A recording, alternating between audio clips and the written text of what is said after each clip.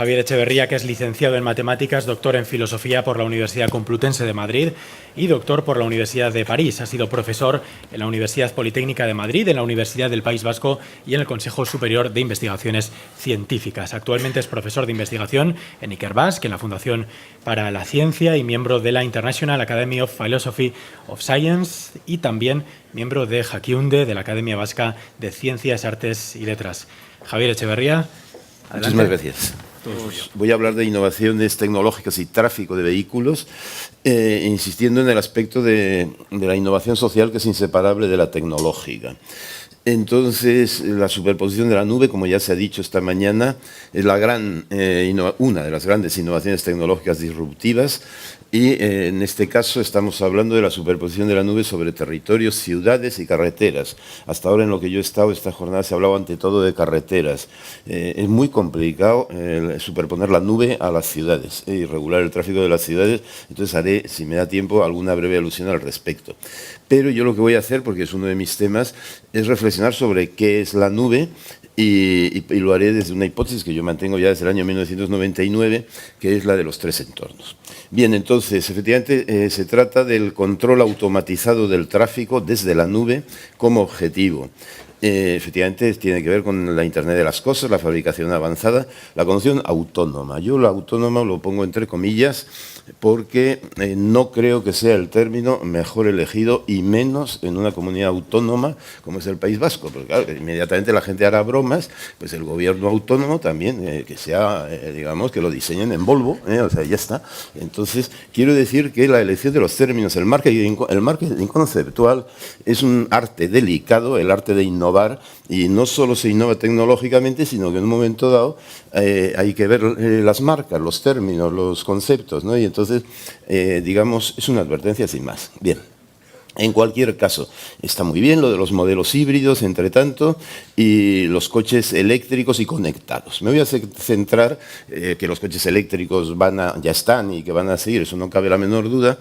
Pero esto de los coches conectados, estar conectado no significa ser autónomo en absoluto. O sea, entonces esta será la idea central, sino más bien es ser estrictamente dependiente, ser heterónomo. O sea, es decir, yo, por ejemplo, estoy conectado ahora con mi móvil, y entonces como lo acabo de desconectar y le he quitado la geolocalización encima, en este momento soy autónomo. O sea, pero mientras tengo la geolocalización puesta, de autónomo no tengo nada. O sea, con lo cual quiero decir que los coches estos eléctricos, en la medida en que van a ser conducidos desde la nube, son heterónomos por axioma, porque va a ser desde la nube desde donde se conducen esos coches, ¿no? O sea, que con lo cual llamarlos autónomos, pues yo creo que quienes hayan inventado este concepto se lo tienen que meditar un poco, porque hay innovaciones conceptuales que son equivocadas, erróneas, y que van a generar rechazo social con certeza, ¿no?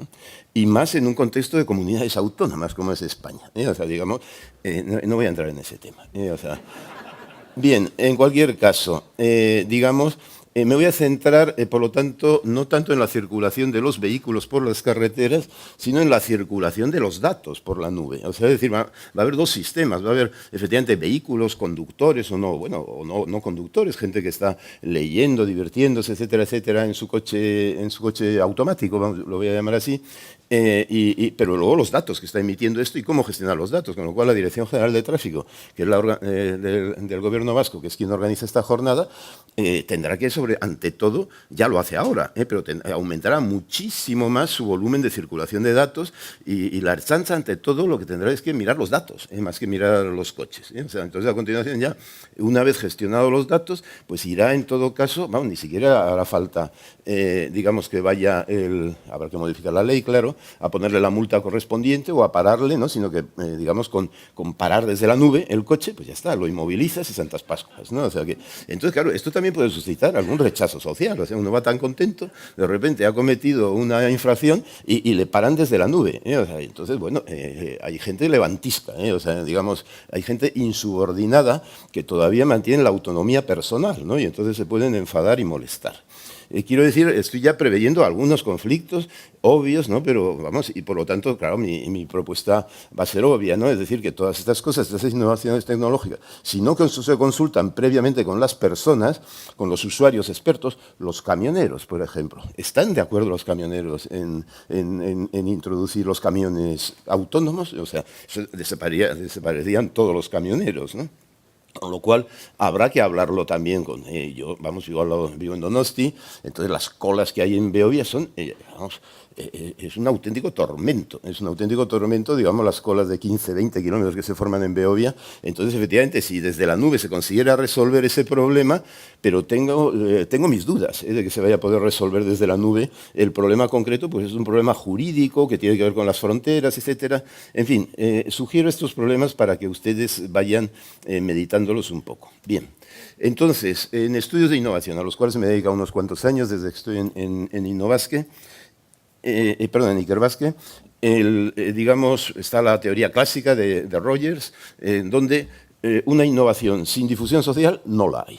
O sea, uno puede ser un ingeniero absolutamente brillante, pero si la sociedad no acepta esa innovación que él ha propuesto, se queda en inventor. Y entonces Schumpeter distinguió clarísimamente entre inventores e innovadores. Entonces quiero decir que muchas de estas cosas, de estas propuestas tecnológicas de los departamentos de I+D, se quedan en invenciones. Y esto, si se leen ustedes el libro de William Shakespeare sobre innovación abierta, pues vamos, esta es la idea clave de Shakespeare y de la innovación abierta. La inmensa mayoría de los proyectos de I+D, de las ranceros en el caso de Shakespeare y de otras empresas también, que estaban en los anaqueles de las estantes porque no habían sido desarrollados. ¿Por qué? Pues porque los expertos ya en estudio de mercados, de aceptación social de esas innovaciones, dijeron esto no va a ser viable en el mercado y por lo tanto las brillantes ideas de científicos e ingenieros se quedaron sin llegar a ser innovaciones porque ni siquiera llegaron a ser puestas a prueba en el mundo real. Bien. Entonces, quiero decir con esto que la definición de difusión que da Rogers debe de ser tenida en cuenta, no es el único factor en la innovación, obviamente, pero la difusión es el proceso mediante el cual una innovación es comunicada a través de ciertos canales a lo largo del tiempo entre los miembros de un sistema social. Quiero decir que el modo como se comunique y cómo se difunda a la sociedad esta nueva gestión avanzada del tráfico va a ser vital. Y esto va a ser vital, claro está, para el gobierno vasco, que será el agente principal y quien se juega, al fin y al cabo, los cuartos, porque la innovación en el sistema de tráfico de la Comunidad Autónoma Vasca va a ser liderada, obviamente, puesto que tiene las transferencias, va a ser liderada por el gobierno vasco. Si le quitaran las transferencias, entonces el problema sería para la Guardia Civil. O sea, pero bueno, el problema seguiría siendo en realidad el mismo, ¿no? O sea, simplemente la responsabilidad y el coste político y de otros tipos pasarían a otro agente, ¿no? No creo que esto vaya a suceder y, por lo tanto, el gobierno vasco y su Dirección General de Tráfico bien se lo puede pensar cómo va a responder la sociedad ante estas innovaciones tecnológicas que efectivamente vendrán, pero no todas ni muy probablemente de la misma manera como han sido imaginadas y diseñadas en los departamentos de I+D. Es decir, que la innovación basada en I+D, si no pasa por el filtro de la sociedad, que no somos clientes, somos usuarios de servicios, y se habla de transporte como servicio, entonces yo lo lamento, pero los servicios no se consumen, los servicios, algunos sí, pero la mayoría no. El servicio, yo no soy un consumidor del sistema educativo, soy un usuario del sistema educativo, tampoco soy un consumidor de Osakidetza, soy un usuario de Osakidetza. Entonces, dar el salto al concepto de usuario me parece clave. Bien. ¿Por qué? Pues porque el modelo de innovación relevante, a mi modo de ver, no es el único, pero muy relevante, es el modelo de innovación de usuarios. De Erich von Hipper, un catedrático del MIT, que propuso ya en 1988 que innovan los fabricantes, innovan los suministradores, los distribuidores y los usuarios, pero en sus estudios empíricos resultó que el tercio de las innovaciones en el sector manufacturero, estábamos hablando de gran maquinaria en la construcción, ya en el 1988 el tercio de las innovaciones provenían de los usuarios, muchas de los distribuidores son grandes innovadores y no solo los fabricantes, ¿no? Entonces, por lo tanto, hay que estar atento a estos cuatro modelos, los distintos nodos de innovación dentro de la cadena de valor. O sea, cualquier nodo de la cadena de valor es potencialmente innovador, y en ese sentido, incluso la metáfora de la cadena en la medida en que sea más bien una red, sería más adecuado, pero dejo esta cuestión también. Bueno, y los estudios empíricos, nadie le hizo ni caso en el 88 a von Hippel, pero a partir del 2004-2005 sí. Y en la Unión Europea se han hecho estudios empíricos y hoy en día se considera que aquellas empresas que no tienen en cuenta a sus usuarios en sus procesos de innovación, en sus diseños de innovación, fracasan. O por lo menos son mucho menos innovadoras que aquellas que sí tienen en cuenta. Les pongo un estudio ya clásico de Innometris en el 2009. Quiero decir que si el Gobierno vasco, su Dirección General de Tráfico, considera, y yo soy partidario de considerarlo así, a los ciudadanos como usuarios de servicios públicos, o sea, somos ciudadanos, o sea, ser ciudadano es más que ser usuario, claro está, pero un ciudadano es usuario de múltiples servicios públicos. Uno de ellos es los servicios de carreteras, de calles, de transporte, los servicios que proporciona, en fin, la Ertzaintza, circulación, movilidad, etcétera, etcétera, ¿no? Pero entonces, los usuarios tienen muchas ideas innovadoras. Entonces, por lo tanto, estar atentos a las ideas, a las objeciones, a las críticas, a las propuestas innovadoras, algunas de las cuales pueden ser locas y visionarias, pero también un usuario puede ser visionario, no solo un ingeniero puede ser visionario. ¿O qué pasa? Que no puede haber visión, misión y valores en la sociedad. O sea, no son solo las grandes corporaciones las que tienen misión, visión y valores. Entonces, por lo tanto, quiero decir que en la medida, sobre todo, y este país es muy cooperativo y muy organizativo, tiene una sociedad civil fuerte, en la medida en que la sociedad civil, eso sucederá en cuanto se anuncie que este plan, inmediatamente van a surgir un montón de grupos sociales, de debate, etcétera, etcétera, que van a proponer ideas, y esto es el ABC de la comunidad autónoma vasca, ¿no? Cualquiera sabemos que va a suceder así. Entonces, por lo tanto, antes de lanzar un plan, un programa de estos, habrá que estar muy atento a lo que dicen las personas, y no me refiero solo a las personas individuales, sino también a las personas colectivas, por ejemplo, las asociaciones de barrios, las asociaciones gremiales, etcétera, etcétera. Bien, dejo esto y paso al coche autónomo. Cito a Harari, autor de moda, el mayor vendedor de libros del mundo después de John Rowling, después de Harry Potter. Entonces, este señor, sobre el coche autónomo, dice que en realidad, claro, dos coches a punto de chocar en un cruce, en realidad un algoritmo resolvería el choque. Y es completamente cierto esto. Es decir, que en lugar de dos coches con su propio conductor, si en realidad es un algoritmo desde la nube quien conduce los dos coches a la vez, pues efectivamente se van a resolver un montón de problemas y él estima en 90% las lesiones ocasionadas por conductores humanos y que se reducirían masivamente. Eso es completamente cierto. Habría que ver, en cambio, habría que justificar, porque uno de los factores que evalúa cualquier usuario cuando conduce un automóvil es el tiempo. O sea, si se conseguiría de verdad reducir el tiempo de llegar de un sitio a otro mediante estos coches presuntamente autónomos. Porque igual las compañías aseguradoras o la propia Ertzaintza digital pondrían tales normas cautelares para evitar choques, para evitar pleitos, para evitar indemnizaciones, que nadie podría pasar de 10 por hora. O sea, vamos, estoy exagerando un poco, por ciudad 10 por hora y 30 por hora en carretera. Porque claro, los algoritmos serían a la vista de los costes enormes que tendrían los choques, los conflictos, el coste de gestión de los pleitos, etcétera, etcétera, las propias aseguradoras presionarían enormemente para reducir el límite de la velocidad. Y entonces, pues claro, la gente en la época, sobre todo de la transición híbrida, diría, bueno, pues si los coches estos presuntamente autónomos son tan autónomos que no pasan de 30 por hora, yo cojo y sigo a 100 por hora con mi coche correspondiente. Quiero decir que hay que ver cómo se comportarían los usuarios de vehículos, de camiones, de las bicicletas. Las bicicletas también van a ser conducidas desde la nube. O sea, en el Bidegorri de la Concha será la nube quien conduzca las bicicletas. Puede ser, o sea, yo no digo que no, pero bueno, y al final los peatones. Los peatones, claro, tendremos nuestro chip todo puesto, pero en un momento dado nos moverán como marionetas. O sea, seremos peatones autónomos entre comillas, ¿no?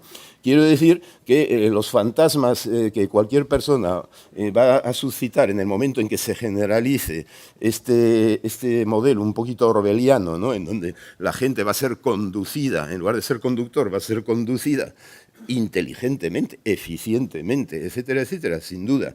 Pero, digamos, el concepto de autonomía normalmente se entiende de otra manera, la autonomía personal. Bueno, entonces dejo esto. Perdón, no, eso es lo que tengo que mencionar. Los conflictos éticos que se plantean son muy curiosos y hay una casuística muy curiosa, merece la pena leerla. Entonces, ¿cómo se diseña el algoritmo en casos problemáticos, en donde de repente aparecen unos peatones y el coche autónomo tiene que frenar? ¿Qué hace el coche autónomo? Entonces, ¿los atropella o no los atropella? Porque si los va a atropellar, entonces de repente se echa a la izquierda y ahí va a atropellar a más, o va a atropellar a un niño. ¿Qué prefiere? ¿Mata al anciano? ¿Mata al niño? ¿Qué sucede? Hay compañías aseguradoras, no voy a decir el nombre, de automovilísticas y de seguros también, que ya en los diseños de los algoritmos dicen que mate a aquel del otro seguro, o sea, no del mío. Entonces, no, esto lo hay, o sea, es decir, no voy a decir los nombres, pero me refiero a que la casuística, o sea, quiero decir que entonces todo el problema ético, moral, jurídico, se traslada al diseño de los algoritmos, al diseño, entonces todos los grandes problemas que en este momento se dilucidan en las carreteras pasan a resolverse, a plantearse por lo menos en la nube, ¿no? Entonces, quiero decir que la chanza de la nube va a tener muchísimo trabajo.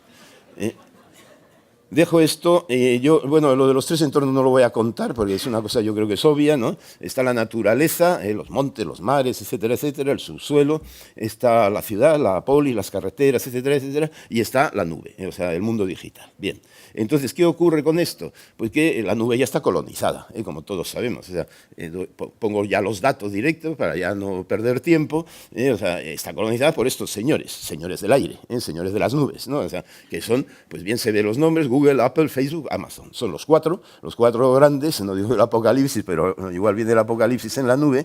Si viene el apocalipsis en la nube, sería más grave que el apocalipsis nuclear. O sea, si se cayera Google, si se cayera Google en un momento dado, si se cayera, me refiero, ya durante media hora, pero si se cayera 3 días seguidos Google, la hecatombe sería monumental. Porque claro, somos tan poco autónomos, somos tan dependientes en este momento. Harari lo dice, en el caso de que de repente el teléfono, el smartphone le deja de funcionar al coche autónomo, entonces no sabe qué hacer y que se queda quieto parado, y entonces, y esto sucedería, o sea, es decir, que no estoy, preveyendo grandes catástrofes, es muy fácil que pueda suceder en cualquier caso esto. Bien, en cualquier caso, estas son las 4 primeras empresas del mundo, o 5, entre las 5 primeras, en capitalización en bolsa.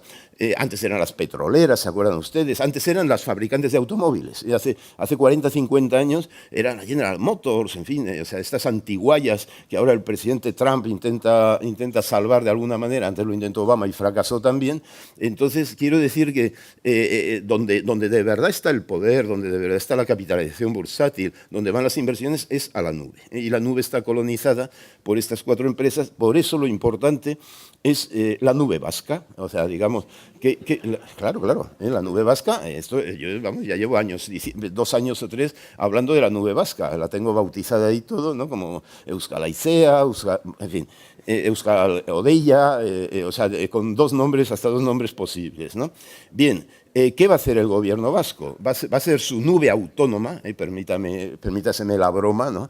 Va a crear su nube autónoma, no solo coches autónomos, sino una nube autónoma, o va a contratar a Google, a Apple, a Facebook, a Amazon, a quien sea, que le gestione la nube vasca. O sea, eso es una decisión política en la cual yo no voy a entrar, pero ya la anticipo, porque va a ser decisiva, o sea, digamos, para la aceptación o no aceptación de la nube vasca al respecto. Bien.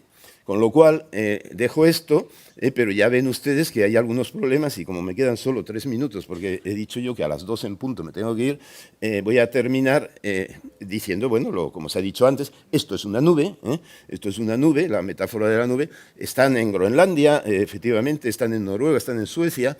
Sus costes energéticos son salvajes y crecientes, enormemente crecientes. O sea, he leído, no sé si es cierto o no, que en Noruega y en Suecia ya la mitad de la factura eléctrica de todo el país proviene de las nubes, o sea, entonces que esto va a acabar en Alaska, que va a acabar en Siberia, etcétera, etcétera, no cabe la menor duda, ¿no? Pero hay que valorar también, los ecologistas me refiero, ya se han empezado a enterar del coste energético que tiene la nube, ¿no? En breve habrá una sublevación de ecologistas contra la nube, o sea, con certeza, ¿eh? Y entonces, como el coche autónomo será un apéndice de la nube, pues igual comienza a haber problemas con los coches eléctricos, precisamente porque dependen de una entidad como es la nube altamente contaminadora del planeta. Bien. La Unión Europea está a favor de la nube europea, la Cloud Europe, y no voy a entrar en eso. Entonces simplemente animaría desde luego al gobierno vasco a que si se va a hacer se está haciendo, perdón, una Cloud Europe, se haga una nube vasca, la Basque Cloud Euskal Haizea, o sea que o Euskal Odeia, ¿no? Entonces, digamos, el País Vasco está preparado para hacer eso, porque ya hay conocimiento científico y tecnológico suficiente, hay agentes, sería un gran negocio la generación de esta infraestructura, no tiene por qué ser exclusivamente financiada por el gobierno vasco, podría ser una financiación mixta, entraría financiación privada con certeza, y por lo tanto, digamos, esta es la propuesta que les quería hacer, y desde esta propuesta, dejo lo de las ciudades inteligentes porque no me da tiempo hablarlo, desde esta propuesta se plantearía el tema central para mi gusto, que sería gestionar desde la nube vasca los coches autónomos y su circulación. Pero mi propuesta es mi propuesta a la Dirección General de Tráfico del Gobierno Vasco.